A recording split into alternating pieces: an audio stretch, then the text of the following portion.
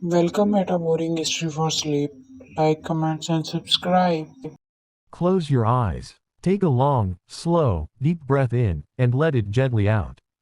Imagine, if you will, that you are standing completely alone at the absolute edge of the world. The sun has long since vanished beneath the horizon, leaving behind a sky stained in deep, velvet indigo, a vast, silent ocean sprinkled with a million unblinking stars. Beneath your bare feet, the desert sand is still holding onto the day's warmth, but a cool, whispering breeze is beginning to drift across the dunes, carrying with it the scent of ancient dust, river mud, and time itself. Right now, beneath this exact canopy of stars, you are standing at the edge of the oldest continuous civilization humankind has ever known. But forget everything you think you know about mummies, curses, and golden tombs. Tonight, we aren't here for the loud myths or the flashing lights of modern tourism. Tonight, we are stepping backward. 5,000 years backward. We are going to walk slowly, quietly, along the dark, swollen banks of the world's longest river. We are going to listen to the steady, rhythmic lapping of black water against papyrus reeds. We are going to hear the low, comforting murmur of farmers whispering to their oxen under the moonlight, and the soft, rhythmic chants of stone carvers shaping monuments meant to last forever. There are no alarms here. No ringing phones. No rush. Just the endless, slow heartbeat of a magnificent empire that learned the secret of eternal stillness. So adjust your pillow. Sink just a little bit deeper into your mattress. Let your shoulders drop away from your ears. And let us cross the threshold of the ancient Nile together. To understand Egypt, the real, breathing, ancient Egypt that existed long before the tourists arrived with cameras, you have to understand the water. Every single year, without fail, something miraculous happened in the heart of the scorched, unforgiving Sahara Desert. Long before the first stone of the Great Pyramid was ever quarried, long before a single pharaoh placed a crown upon his head, the mighty Nile River would swell. Far to the south, in the mysterious, mist-shrouded mountains of the African interior, monsoon rains would fall. Millions of gallons of water would begin an epic, unstoppable journey northward. Imagine sitting on the edge of a dry, cracked mud plain day after day, month after month, under a merciless sun where nothing grows. And then, one quiet morning, you wake up to a strange, low sound. A deep, rumbling murmur rolling across the desert floor. It is the water. Slowly, inexorably, the Nile would rise over its banks. It didn't crash violently like a destructive flash flood, it spilled outward like a slow, deliberate breath, blessing the dry earth with a thick, rich layer of dark chocolate-colored silt.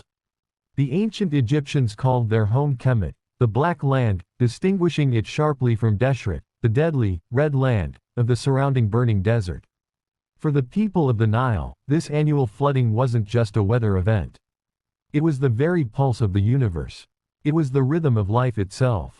Picture a small farming village just as twilight settles over the valley. The day's blistering heat is finally surrendering to a cool, velvety night. A farmer named Noct sits outside his mud brick home, smelling the sweet fragrance of roasting emmer wheat and roasted garlic. His calloused hands, stained with dark river mud, rest comfortably on his knees. He isn't worried about tomorrow's harvest. The river has returned. The gods have been faithful. In the distance, the water gleams like polished obsidian under the moonlight. Frogs sing a low, hypnotic chorus from the irrigation canals. A wooden fishing boat glides silently past, its single linen sail hanging slack in the dying breeze, propelled only by the gentle northward current. Life here moved at the speed of the river. It was steady, predictable, and deeply comforting. There was an immense, profound safety in this routine. Every season followed the same ancient pattern: the flooding, the planting, and the harvesting. 3 seasons, repeating in an endless, harmonious loop, year after century, millennium after millennium. As generations passed, this deep desire for stability and permanence began to manifest in physical form. The ancient Egyptians looked at the mountains, they looked at the unchanging stars, and they decided that they, too, wanted to build things that could conquer time. If you were to take a midnight walk through the ancient necropolis of Saqqara centuries before the pyramids of Giza dominated the skyline, you would witness the birth of this monumental obsession. Imagine the crisp desert air carrying the faint, sweet scent of cedar wood and juniper oil. In the center of a vast, walled enclosure rises the step pyramid of Djoser, the very first colossal stone building in human history. But tonight, it doesn't look like a harsh tourist landmark. Bathed in the soft, silvery glow of a full moon, the massive limestone steps rise tier by tier into the starry night, looking less like human architecture and more like a giant, frozen stairway built for gods to climb back up into the heavens. The architects didn't use iron tools. They didn't have heavy machinery. Everything was done by the soft, rhythmic sound of copper chisels tapping against limestone, the dull thud of wooden mallets, and the synchronized chanting of thousands of men working together in absolute unison. Listen closely in your mind. Tap, tap, thud. A block of stone is measured. A line is drawn with red ink on white limestone. Water is poured onto the desert sand to lubricate the wooden sledges. A foreman raises his hand, and 100 voices hum a deep, resonant note, pulling the massive weight forward inch by inch. There is something deeply hypnotic about this labor. It wasn't born of frantic panic or cruel suffering in the dead of night. It was a slow, deliberate, generational devotion. Fathers taught sons how to square a block of granite. Mothers ground grain to feed the stone cutters. Everyone had their place in the grand, unchanging design of the cosmos. And as the stones grew higher, so did their peace of mind. To the ancient Egyptian, a monument wasn't just a tomb, it was an anchor. It was a physical promise to the universe that they had lived, that they had mattered, and that the world would remember their name long after their bodies had turned to dust. As the night deepens, the desert wind begins to carry a strange, beautiful melody across the water. It is the sound of flute music, soft, breathy, and melancholy, drifting from a papyrus skiff floating near the riverbank.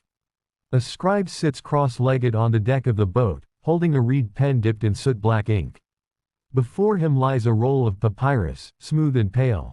He is not writing a war chronicle, nor is he keeping track of taxes tonight. Under the gentle flicker of an oil lamp, he is writing poetry. He is writing down the simple joys of existence, the coolness of the evening breeze, the taste of fresh figs, the deep love for his family, and the comforting certainty that tomorrow, the sun will rise exactly where it did today.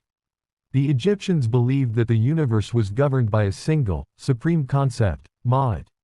Ma'at wasn't just a word, it was cosmic balance, truth, order, justice, and harmony. It was the reason the sun rose. It was the reason the Nile flooded. It was the quiet equilibrium that kept the chaotic darkness of the desert at bay.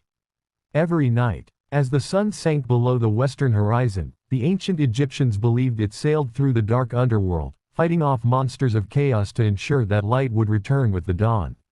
And every night, the people went to sleep knowing that the universe was safe. The balance would hold. As you lie here now, listening to the quiet space between these words, let that ancient sense of Ma'at wash over you. Let the chaotic noise of your own modern world fade away into the distant desert sands. There is nothing you need to fix right now. There is nowhere else you need to be. The river is flowing. The stars are fixed in their ancient constellations. The monuments are standing firm against the test of time. Take another slow, deep breath in, and as you exhale, let yourself drift closer to the edge of sleep. For the story of the Nile is far from over. In just a moment, as the night deepens further into shadow, we will cross into the silent halls of the Valley Kings, where golden lapis lazuli gleams softly in the dark, and the great secrets of eternity are kept. The night deepens, and the desert air grows wonderfully crisp and cool. The blazing heat of the day is now a distant memory, replaced by a profound, velvety quiet that settles heavy over the western cliffs of Thebes.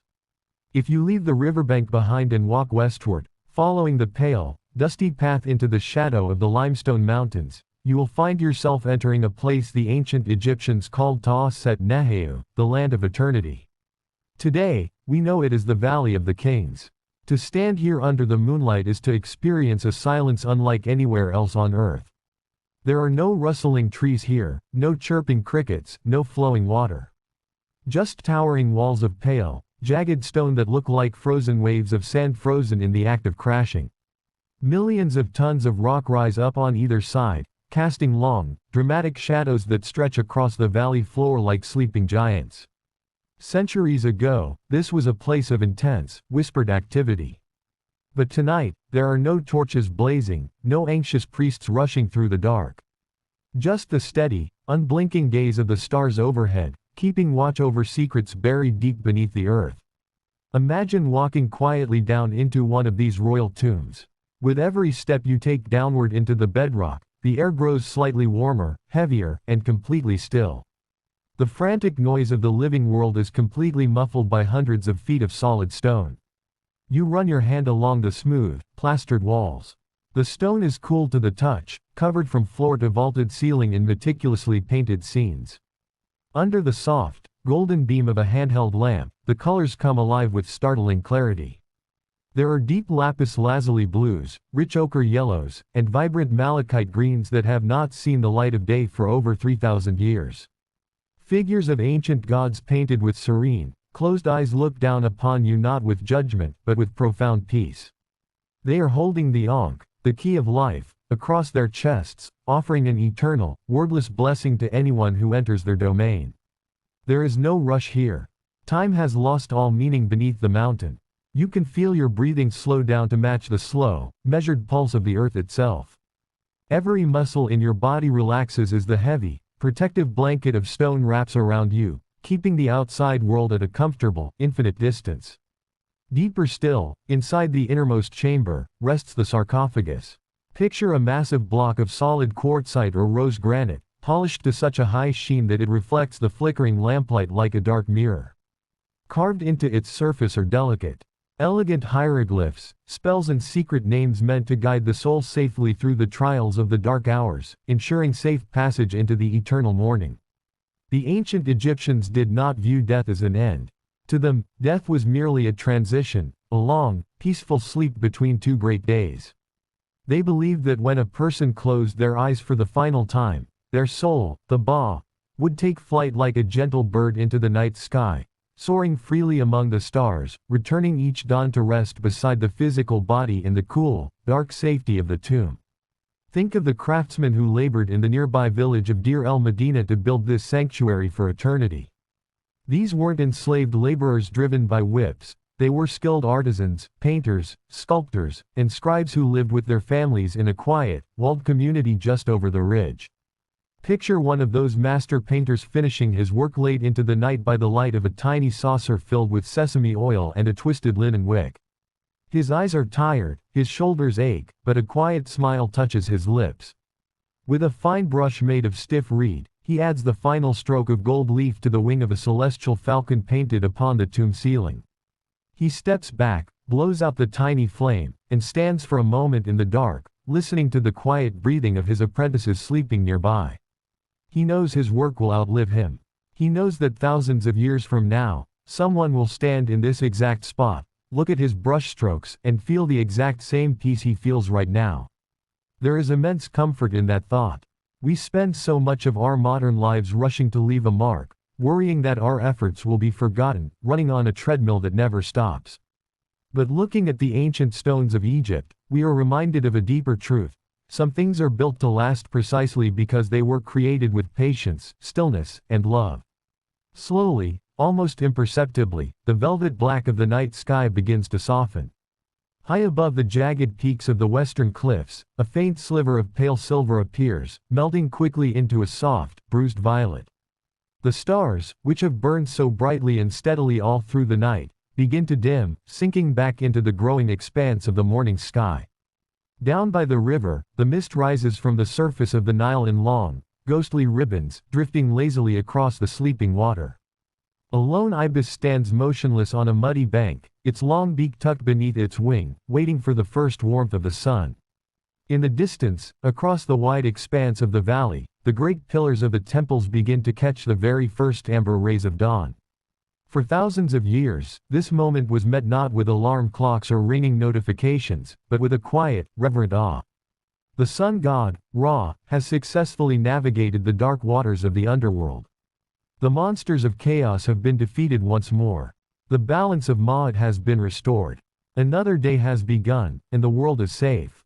As the first warm rays of light stretch gently across your room, touching your eyelids with a golden warmth, let yourself linger in this space of ultimate calm.